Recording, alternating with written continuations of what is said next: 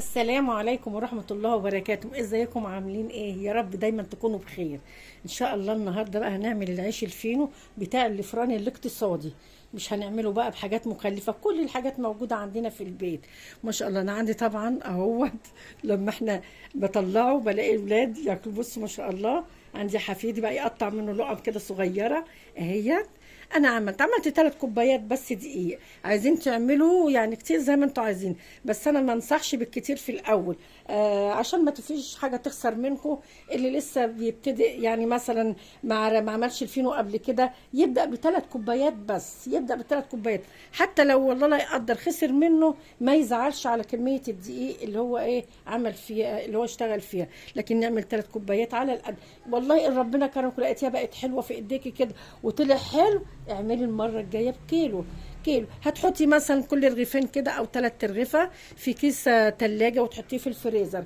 بتيجي قبل ما يمشي الولاد على المدرسه بتقومي بدري انت عقبال ما بتجهزي لهم الفطار وكده، الفينو يكون طلع من الفريزر هتطلعيه هيكون بقى يعني هدا اكنك لسه مطلعاه من الفرن. يلا عشان ما اطولش عليكم هنشوف هنعمل الفينو الجميل والقمر ده ازاي. يلا بينا يا حبايبي، حبايبي الحلوين. اللايكات الجميله بتاعتكم ربنا يخليكم ليا يا حبايبي. يلا بينا. تجهيزات المدارس هتعملوا ايه بقى؟ لازم تعملوا حاجات موفره في البيت. يلا بينا يا حبايبي.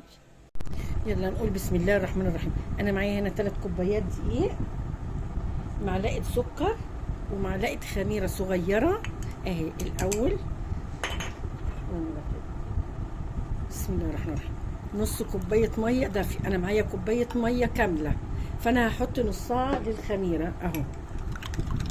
هقلبها وهسيبها كده يعني لغايه ايه ما تفاعل. انا الكيس كان مفتوح عندي، فطبعا ما اضمنش ان يكون مثلا باظ حاجه، فانا هسيبها ايه شويه كده. انا اختبرتها، شوفوا اللي هي الفقاقيع اللي فوق ديت وعامله زي الرغاوي دي كده اهي.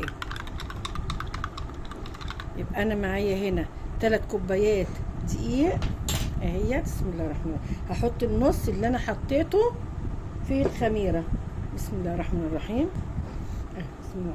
مش هنحط ميه كتير، انا يعني قلت هنحط ايه كوبايه واحده. بسم الله الرحمن الرحيم. دقيق بيختلف من دقيق لدقيق اهي. هنا بقى معايا ربع كوبايه ميه. انا مش هحط الميه كلها مره واحده، دي ربع كوبايه. انا حطيت نص، هحط شويه الملح هنا، رشه ملح اهي، واقلبها كده. بسم الله الرحمن الرحيم اهي.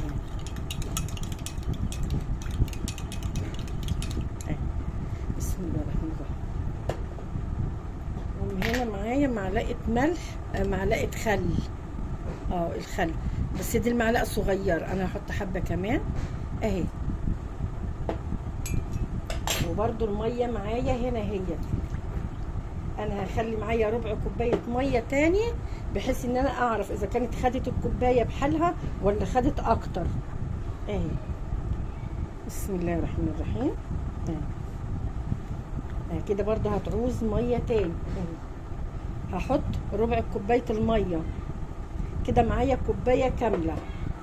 بسم الله الرحمن الرحيم كده. هحط برضه كده كوبايه كامله معايا. انا معايا نص كوبايه تاني برضه مش هاخدها كلها. بسم الله الرحمن الرحيم. اللي هو خدت كده حوالي 3-4 معالق ميه اهي.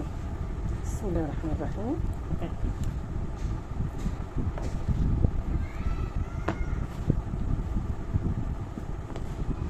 لازم تتعجن عجنه كويسه عشان ايه تديكي نتيجه كويسه، تبقى حلوه.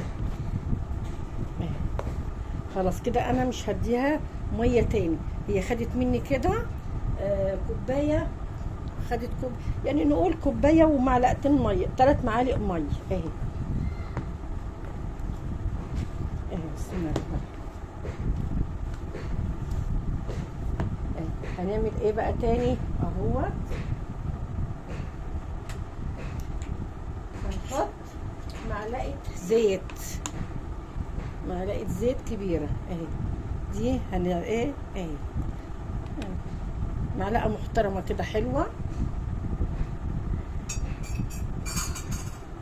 اهي. بسم الله الرحمن الرحيم. لازم تتعجن عجنه كويس كده. هنلم العجينه بمعلقه الزيت اهو. لازم تتعجن عجنه كويسه قوي اهي.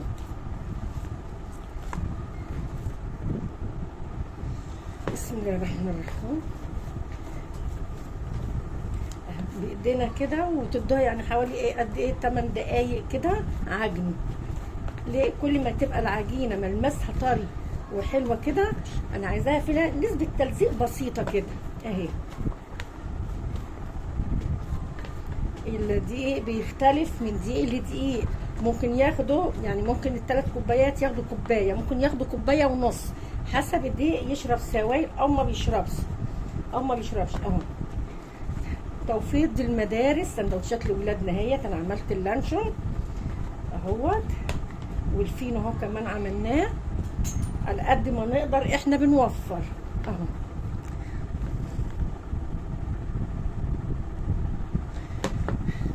ما تعملوش كميات كبيره، يعني اللي يكون ايه خايف يقول اول مره انا هعمل، مش يقوم يعمل مثلا كيلو لا او اكتر، لا احنا نعمل كوبايتين او 3 كوبايات. ليه؟ عشان الله لا يقدر باظت منك ما عرفتيش تعمليها يعني. يعني في حاجات كتير بتبقى اخطاء ممكن تحصل، فما تزعليش لان الدقيق غالي طبعا. كل حاجه غاليه يا حبايبي. احنا بنحاول ان احنا نوفر ما نبوظ، نعمل على قد ما اللي انت ما يعني لسه ما عملتيش الا اول مره اعملي 3 كوبايات 3 مرات. حتى لو طلعوا مش حلوين برضه هو هيتاكلوا، مش هيتاكلوا، لا هيتاكلوا. بس احنا بنقول وجربي مره واثنين وثلاثه اهو. بصوا ما شاء الله اهي. بص ملمسها ما شاء الله جميله جدا وحلوه قوي اهيت. انا كده هغطيها بكيس بلاستيك من بتوع التلاجة، واغطيها لغايه ايه ما تخمر، ونشوف هنعمل ايه تاني. العجينه بعد ما خمرت اهي، بسم الله الرحمن الرحيم، نطلع منها الهواء كده اهو. بسم الله الرحمن الرحيم اهي. هنقطعها بقى كام قطعه كده حسب ايه ما تطلع اهي. بسم الله الرحمن الرحيم اهي.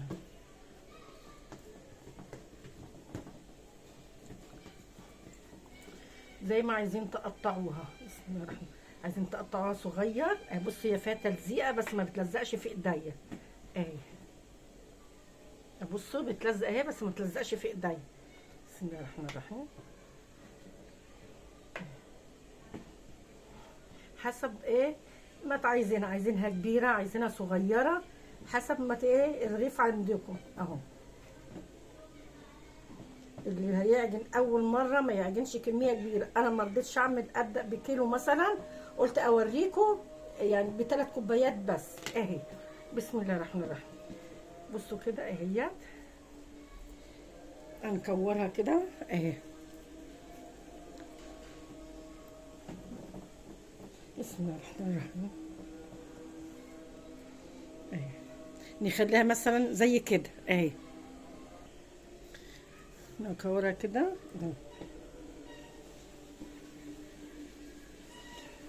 زي ما انتوا عايزين اهي.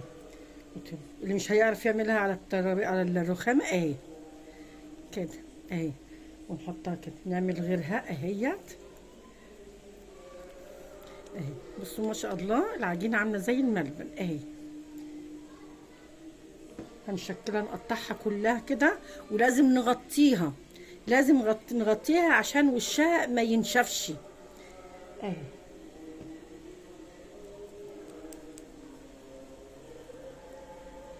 اهي المدارس عايزه كل يوم اكل سندوتشات لاولادنا، فاحنا في الظروف اللي احنا فيها ديت يا حبايبي مش هنقدر على كده يعني. الحمد لله ماشيه ومستوره، بس احنا نعمل ايه؟ نوفر على قد ما نقدر، نعمل لهم في البيت حاجات كده. وان شاء الله برضو نعمل ميني بيتزا، حاجات صغننه كده يعني. الميني بيتزا ديت ممكن تديله وحدتين 3 ان شاء الله 5 وحدات، هيبقوا صغيرين كده. ما ياكلها يقطم منهم، مش هتفيض منه لان هنعملها صغننه ميني بيتزا اهي. نوفر لاولادنا، نحط لهم في اكياس بقى التلاجة، في لانش بوكس، كل واحد ومقدرته اهو.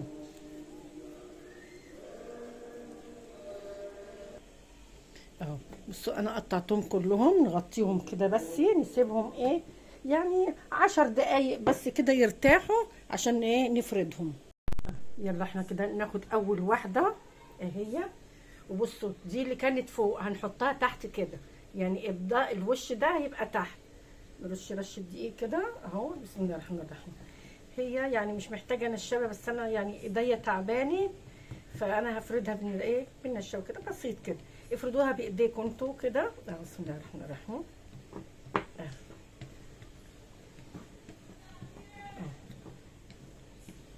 عايزين بقى رغيف كبير رغيف صغير، التقطيعه اللي انتوا عايزينها اهي، عشان ما تبقاش ايه تلزق معاكم اهي. بسم الله الرحمن الرحيم اهو كده. بصوا بقى اهي تتنوا يعني شوفوا كده اهو، وتتكوا عليها كده اهي اهي. شايفين انا ببرمها وبتك عليها اهي اهي. بسم الله الرحمن الرحيم. انا هسيب لكم برضو المقادير في صندوق الوصف. انا ما حطيت معلقه الخل، انا ما حطيتش بيكنج باودر ولا اي حاجه، ده انا عملته اللي هو الاقتصادي الفينو اللي هو بتاع الفراون. يعني احنا ممكن برضو نعمله ببيض ولبن نخليه مغذي، بس انا عملت الطريقه دي ليه؟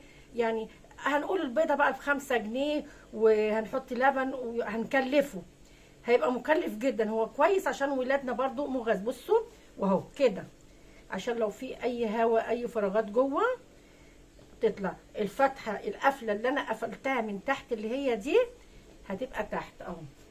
الصاج انا دهنته يعني عملته مسحه زيت صغيره اهي اهو اهو. رفيع بس هيخمر تاني اهو. هعمل واحد تاني قدامكم. انا باخد اللي انا ايه مقطعاه في الاول اهي، شويه دقيق كده برضو اهو. بسم الله الرحمن الرحيم اهي اهي. فاحنا هنقول ايه ممكن ان احنا نعمله بلبن وبيض ونكلفه، هيبقى مغذي لاولادنا، بس احنا عايزين حاجه موفره. حاجه موفره قلنا نعمله زي بتاع الفران بالظبط، بس هيبقى بقى احنا ناخلين الدقيق طبعا ومخلينه حلو اهوت. حاجه مضمونه وحاجه نظيفه، مش هيكلفنا اي حاجه خالص، حاجتنا في البيت. معلقه الخل دي انا حطيتها يعني يعتبر زي محسن كيك انا حطيته، بس انا بحب ان انا بحطه كمان في الكيكه، دايما بحطه في المخبوزات اهي. شايفين انا بعمله ازاي اهو. انا عملت ايه 3 كوبايات دقيق، معلقه خميره صغيره اللي هي بتاعت الشاي، ومعلقه سكر كبيره بتاعت الاكل، ومعلقه زيت كبيره ايه، ورشه ملح يعني ربع معلقه ملح ربع ايه. كوبايه الدقيق انا حطيت كوبايه و3 معالق ميه، نقول كوبايه وربع. الدقيق بيختلف من دقيق لدقيق اهو. شايفين بعملها ازاي اهو.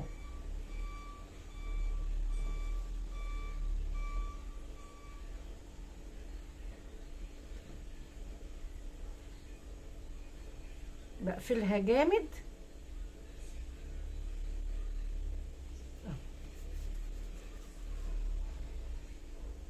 بتك عليها جامد قوي اهي. بسم الله الرحمن الرحيم. بصوا انا موسعه ازاي اهي عشان هيخمر تاني اهي.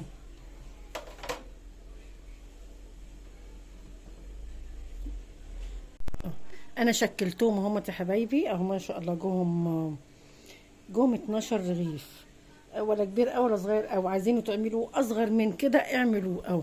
انا هسيبه كده بس انا قايده الفرن. لازم الفرن المخبوزات لازم تخش على فرن عالي قوي، اما بتدخليه على يعني ما بيبقاش حامي كده وسخن قوي. المخبوزات بتتسكع اللي هي ايه يعني ايه بتنشف، مش بتقب مره واحده، بتفضل الفرن بارد، وده بياخد يعني بيسخن مع الفرن، ما بيبقاش نافش كده وحلو. فاحنا هنسيبه يسخن كويس قوي يعني يجي ربع ساعه كده، وبعدين ايه هندخله، ندخل المخبوزات في الفرن.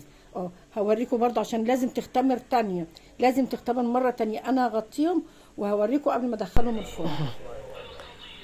دلوقتي بصوا اهو بعد ما خمر، انا بقى ممكن ترشوا يعني تدهنوا الوش شويه ميه بسكر وتحطوه، ده حطوه في الفرن. انا عندي صفار بيضه وحطيت عليها نقطه خل ومعلقه ميه وربيتهم مع بعض كده. بالراحه ادهن الوش كده، بالراحه خالص، يعني بالراحه قوي وانتوا بتدهنوها عشان التخمير ما يخرجش بره الفرشه تيجي فيها، او يعني التخمير هيروح خالص. بصوا انا بعمل على الهامش خالص بالراحه. بدهن الوش كده، مش عايزين تدهنوا، احنا عاملينه اقتصادي احنا قلنا. بصوا الشبكه انا نزلتها قريبه من الصاجه بتاعت الفرن، وهحطها الفرن سخن قوي اهي. العيش الفينو هي حبايبي، انا طبعا حطيته، ممكن ما تحطيش صفار بيض ولا اي حاجه، انا عملته اقتصادي اللي هو بتاع الفران بس كده، ما كلفتوش اي حاجه، ولا حطيت لبن ولا حطيت بيض ولا حاجه. فممكن برضو ان احنا نقدر نعمله بلبن وبيض، هيبقى مغذي لاولادنا، بس انا عملته بطريقه الفران. بصوا ما شاء الله، بصوا عامل ازاي، جميل جدا اهوت وحلو اهو. انا اول ما طلع من النار انا عامله بخاخه للمخبوزات، بخيته وقمت مغطياه بالفوطه اهو يا حبايبي.